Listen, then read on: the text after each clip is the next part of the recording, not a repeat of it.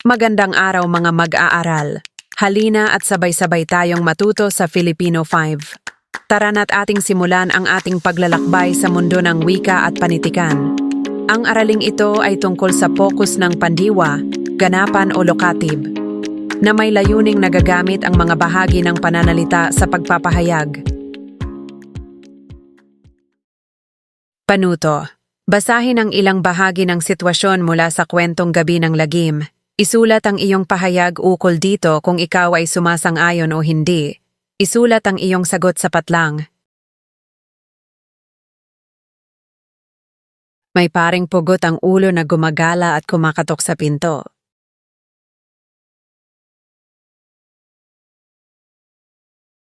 Gustong-gusto pa rin naming makinig sa drama sa radyo kahit na nakakatakot pa ito. Nagtutulakbong kami ng kumot at naginginig ang aming katawan sa takot sa pakikinig sa dramang panradyo na katatakutan.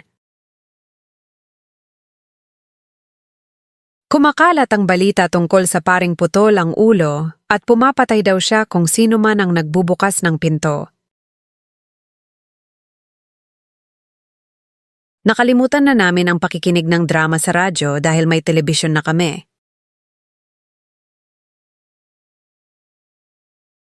Basahin ang ilang pangungusap mula sa kwento. Pinuntahan ng paring may pugot na ulo ang bahay namin. Ang pinto ay binuksan ko dahil may kumakatok. Pinagtaguan namin ang ilalim ng kama sa takot. Tanong, ano ang napansin niyo sa mga initimang salita? Anong tanong ang sinasagot sa pandiwang ginamit sa bawat pangungusap?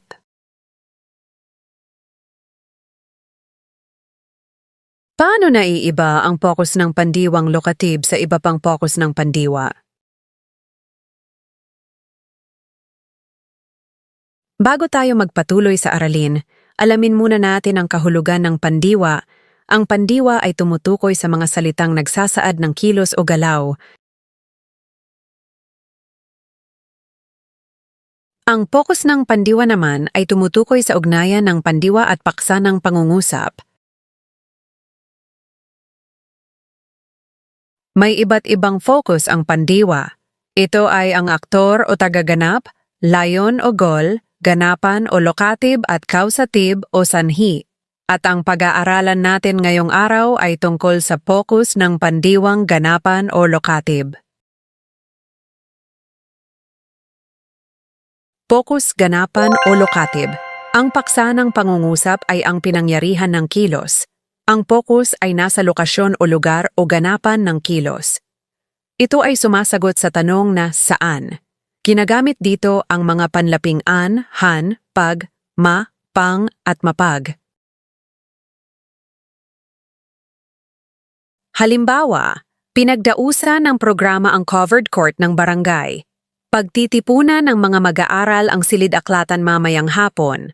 Paglulutuan ni nanay ng masarap na ulam ang kusina. Sa bawat pangungusap, ang paksa ay ang lugar o pinangyarihan ng kilos, at malinaw na ito ay sumasagot sa tanong na saan. Narito ang maikling paliwanag sa unang pangungusap. Pinagdausan ng programa ang covered court ng barangay, ang pandiwa sa pangungusap ay pinagdausan.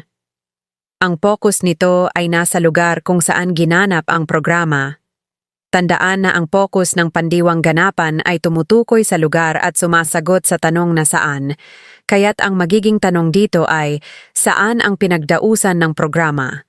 Ang sagot sa tanong ay sa covered court ng barangay, at ito din ang tinatawag na paksa sa pangungusap.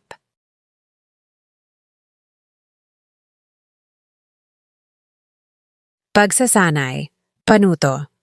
Guhitan ang pokus ganapan sa bawat pangungusap at bilugan ng paksa.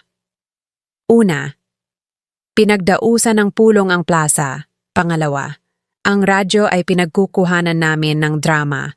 Pangatlo, pinuntahan ng paring pugot ang ulo ang kapitbahay namin. Pang-apat, ang drama sa radyo ang pinaghanguan ko ng kwento. At panglima, ang pagkatok sa aming pinto ng paring pugot ang ulo ang pinanggagalingan ng aming takot.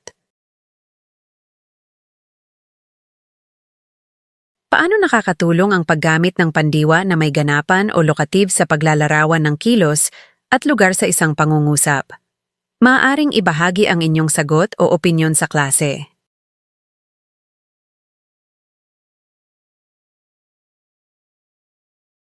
Para sa pagtataya, narito ang inyong gawain. Panuto. Sumulat o bumuo ng 5 pangungusap ng pokus ganapan o lokative gamit ang mga pandiwang nakasaad bilang gabay.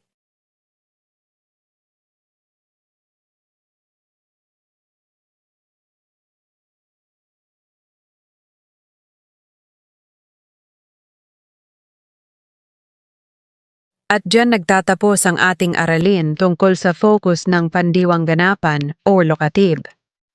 Tandaan, kapag ang lugar ang binibigyang diin sa kilos, ito ang focus na ginagamit natin.